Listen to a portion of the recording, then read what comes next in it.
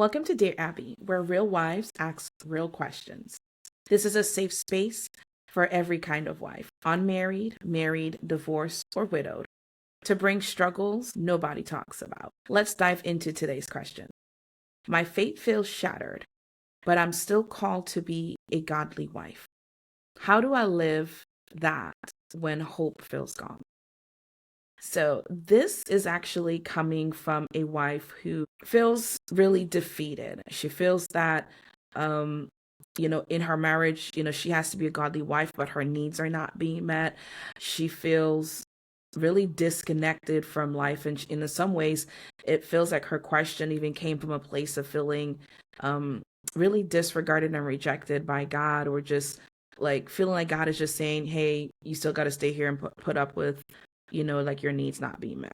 That's just the long and short of their question. And I can definitely say in this particular case, I can resonate with a lot of these feelings. I too felt that in a marriage, I just felt like my needs just wasn't getting met. And so the answer for today's question really will be coming from personal experience and not just simple advice. One thing you can look for here is like we're always going to lead you back to the Word of God, because that's what I basically use.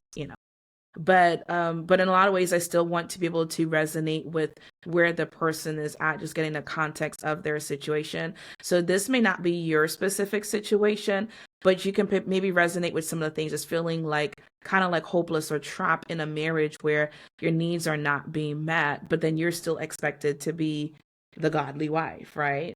And so I would say the times where as I felt like this, or maybe just kind of similar resonated with this, the desire for me being a godly wife wasn't just for my husband. Me being a godly wife was just resonating more so with me reflecting God in whatever relationship, whether it be with friends, with coworkers, with my children, and even with my spouse. So me being a godly wife isn't necessarily just, for me just being good to them, but me basically showing God through me and through my actions, right? And so in this particular case, I won't necessarily say like, just let's take away the godly wife aspect of it first, because the main focus, I want you to know that God does love and care about you, and he is concerned about your soul and what stresses your soul, what frustrates you, what concerns you concerns God. So I don't want you to feel like it minimizes what you're going through because you just have to be a godly wife. No. So us being a godly wife is because we're exemplifying,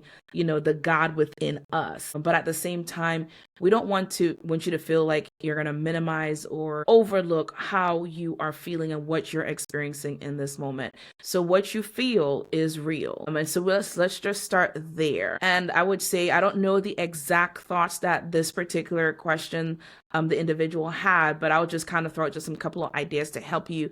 Let's get to the root of what's going on, because we don't necessarily know why they feel disconnected. They weren't really clear as far as like their needs, which needs were being met, whether it was like emotional needs, actual physical or financial needs, if it was sexual needs, because that's a real thing that we deal with, right? Like maybe it's a space where as there's no intimacy, there's no like emotional connection, and they feel deprived of that, but yet they're still expected to be a godly wife. So in situations like that, yes, I won't necessarily say that as believers, as women of God, we don't necessarily get to use the fact that our needs are not being met for us to not show up as godly wives. And that's just the point of it, because there's really no excuse. Now, there's understanding and compassion and grace towards you in certain seasons, whereas maybe you're not able to show up, and that's completely understandable. But let's say just use the main core thing. It seems like a need is not being met. So we're going to just kind of push towards the area of an intimacy need, right? Whether it be actual sexual or just this lack of connection with your spouse. And it just feels like for this person, it feels like there's no hope in sight. Like this is never going to change. Like I'm just supposed to accept this, and not necessarily you're supposed to accept this, but the idea is when you go into marriage, you want to set yourself up as like what they're presenting, what they're showing. If this never changes, can I still love this person? And so if you had made that decision, like, yes, I can still love them, whether you really counted the cost or not, that is the understanding that, like, if they never change, will you still be able to love them? And so for me, I found myself in a place like that. Like I had to accept that if they never change, am I going to be able to love them? And if I could be quite completely honest, there are some things like I just didn't like, and I really didn't know if I could live with it. But I just trusted God in the moment. So instead of focusing on the change coming from them, I allow God to change me. And so to kind of even attack the area of the loneliness, the lack of connection, because I felt extremely lonely within marriage. But it wasn't necessarily to say, oh, well, that's my husband's fault because he was supposed to be meeting that need. Not neglecting that there are needs that they are supposed to meet, not neglecting that at all. But then also, I didn't realize that I wasn't necessarily connected to myself. So it was like I was very disconnected, from myself in many different ways, because what happened over years, me just trying to meet everyone's needs and just always trying to show up and be there, be everything for everyone. I wasn't being what I needed to be for myself. And so sometimes when we're in this place, we're feeling this loneliness and this disconnection, we need to get to the root of this. Why do I feel like this? For some of us, it is a disconnect even with your relationship with God. And so we need to get to the root of that. Like, do you believe that he loves you? Because there was a period in time, like I wanted to believe, but I really couldn't feel it. And that's a real place to be. And so you want to kind of like examine where you are and look into those things to be like, where is this coming from? Like, because really, in a sense, you have to make a resolve. Like, if he doesn't change, I'm here. But that doesn't mean that nothing changes. You can change.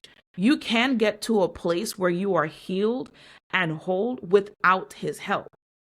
But I have to warn you, one of two things are going to happen when you get to that place.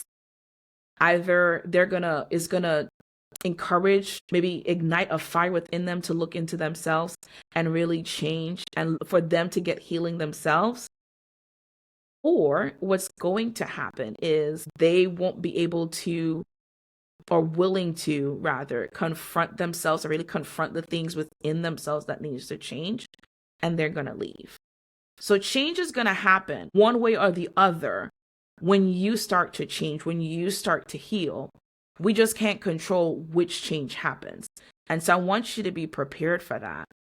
But in those cases, let's say even if they leave, you're not going to be punished because they leave. That doesn't even mean you're a bad wife because they leave. But once you follow the process, once you follow where God is leading you, you are going to be honored for the things that you did do. Because they have a responsibility of their own, but we can't try to control them or make them do anything. The only thing we can control is ourselves. And so a lot of times it's easier when we're going through those type of challenges, when we're going through those hard times, those hard moments, where it feels like if they would just do this, this will be better. If they would just do this, this would change. Not necessarily, because in some cases, what we're really dealing with is an issue that's far more deeper, that goes way past our spouses. And so we really need to get to the root of that issue. So I hope this helps. And if you have any additional questions, I can go into this question even more deeper. I'll just need more context when you're submitting your questions, and they can be kept private. I won't necessarily reveal your name or anything like that. If you want to submit your questions to Dear Abi at battlereadywives.com, I will be sure to respond. I won't necessarily say all questions will be responded via video, but I will definitely respond to your question. And then, who knows, it may be one where as I use in one of my live segments into answering that question. But we welcome the hard questions. We welcome the challenging questions.